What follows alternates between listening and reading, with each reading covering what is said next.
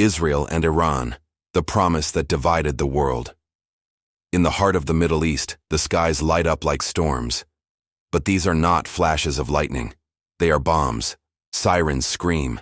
Families run to underground shelters. And once again, peace feels distant, almost impossible. But the true reason for this war, it's not just found in the headlines or political debates. It lies in a much older story, a story that began thousands of years ago, with one man and a divine promise that would forever alter the fate of humanity. That man was Abraham. And God said to him, "Leave your country, your people, and your father's household, and go to the land I will show you. I will make you into a great nation." But that blessing also came with division, a deep division, one that echoes today in every explosion, in every battle, in every war. Abraham was promised a son, but time passed, and nothing happened. Sarah, his wife, was barren and old. Doubt crept in, then impatience, then desperation. So Sarah took matters into her own hands. She gave her Egyptian servant Hagar to Abraham, trying to force God's promise into reality. And from that union, Ishmael was born. But Ishmael was not the child of the covenant. That decision, made in haste, planted the seeds of a rivalry that would last for millennia. From Ishmael would come the Arab nations. From Isaac, who would be born much later, would come Israel, God's chosen people. But God did not forget Ishmael.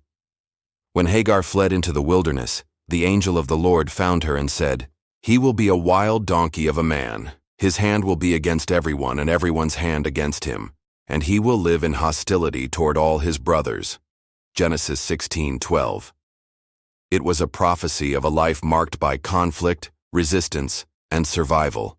And then, against all odds, when Abraham was 100 and Sarah was 90, God fulfilled his promise, and Isaac was born, the true heir. Abraham's heart was torn. 2 sons, 2 destinies, but only one covenant. God spoke again. "Your wife Sarah will bear you a son, and you will call him Isaac. I will establish my covenant with him as an everlasting covenant for his descendants after him." From that moment, the household was divided. Isaac, the child of promise, was protected. Ishmael, the firstborn, lived in the shadow. And then came the breaking point. Sarah saw Ishmael mocking Isaac. What seemed like innocent play sparked fierce judgment. She demanded Abraham send Hagar and Ishmael away. Abraham was heartbroken, but God said, "Do not be distressed. Listen to Sarah, for it is through Isaac that your offspring will be reckoned." And so, into the desert, they went. 2 brothers, separated not just by distance, but by destiny. Ishmael survived. God protected him, but he remained outside the covenant. Isaac stayed behind, the true heir to the divine promise. That moment sealed the fate of generations. The division between these 2 brothers would echo through centuries, all the way to the modern conflicts in the Middle East. From Isaac came Jacob, later called Israel, father of the 12 tribes and the nation chosen to carry God's revelation to the world. From Ishmael came 12 princes. His descendants became vast Arab nations, powerful and numerous. God blessed him with greatness, but not with the covenant. The spiritual inheritance, the eternal promise, remained with Isaac. This difference, seemingly small, became monumental over time. Israel and Ishmael's descendants grew side by side, but never truly together. Land disputes, religious wars, and cultural divides only widened the gap. And the bitterness of that ancient split still bears fruit today. To many, the conflict between Israel and its neighbors seems political, about borders, about governments. But the truth runs deeper. This is not just a war of nations. It's the continuation of a spiritual drama, a family divided by an eternal covenant. The scriptures foresaw this. In Psalm 83, we read of a prophetic conspiracy against Israel. "Come, let us destroy them as a nation, so that Israel's name is remembered no more." This hatred is not new. From Egypt to modern empires, from Amalek to present-day coalitions, Israel has always been surrounded by enemies. Because the battle isn't just about land, it's about spiritual identity. A fight for the legitimacy of the promise. Ishmael's descendants carry an ancient pain, a wound of rejection that became resistance. Isaac's descendants, in turn, fight to stay in the land God swore to give them, fulfilling a divine oath. That's why, even with treaties and diplomacy, peace remains fragile. Because this war was never merely human. At the center of all conflict lies a small strip of land, but one with immeasurable meaning.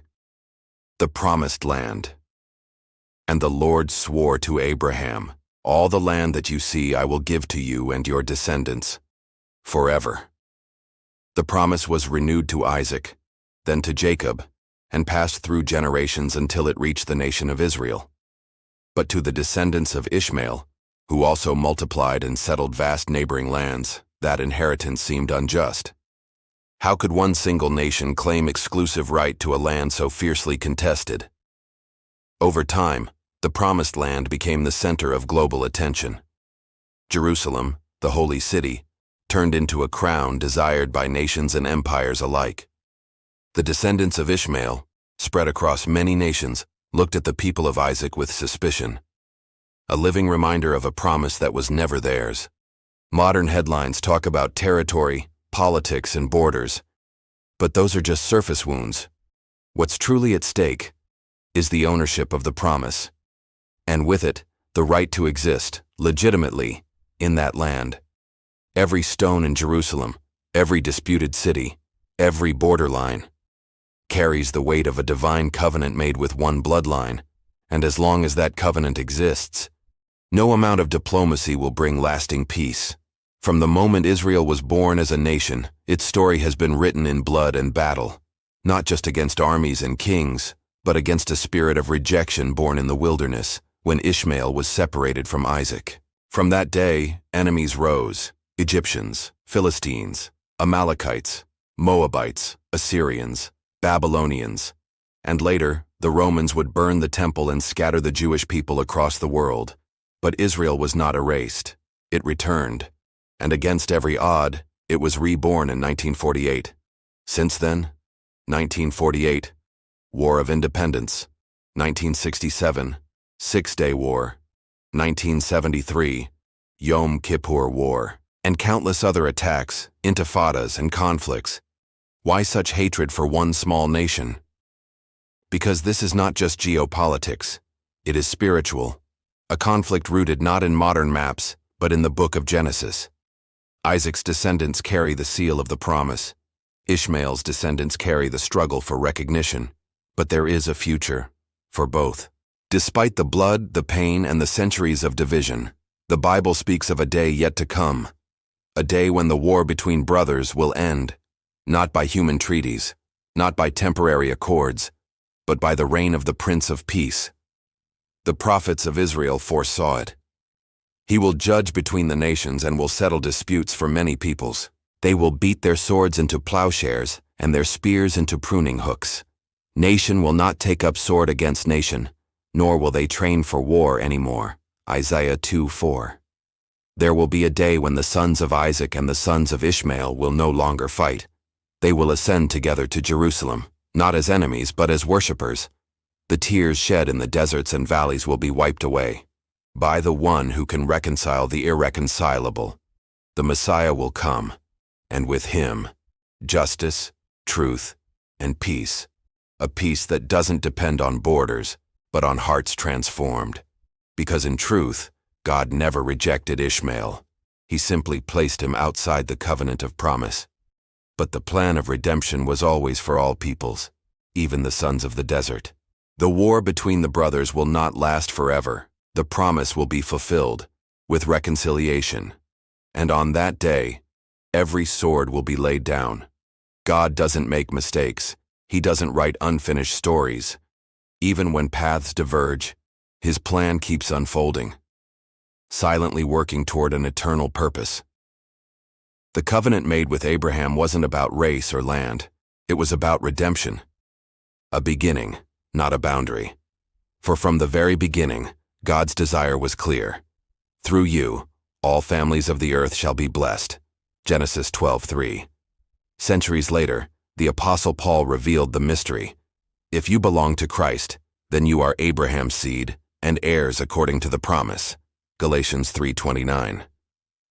That single declaration changes everything. The walls that once divided Jew and Arab, Israelite and Ishmaelite, were torn down at the cross.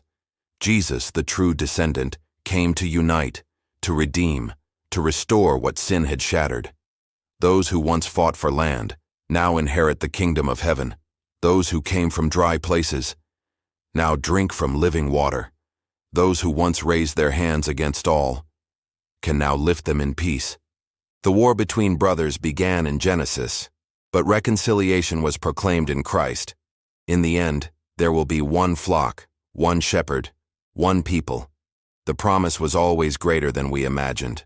The story of Ishmael and Isaac is not just a lesson from the past, it's a mirror for today, and a window into what's coming. As nations prepare for war, as sirens echo through Israel, as crowds rise against Jerusalem, people still ask, why all this conflict? Why Israel? The answer is found in the beginning.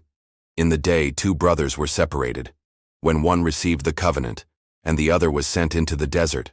But the God who called Abraham has never lost control of the story. He still reigns, he still speaks, he still fulfills what he promised, and he is preparing the return of the true heir, the Son, who will bring reconciliation between peoples, justice among nations, and peace across the earth. And the Lord will be king over all the earth.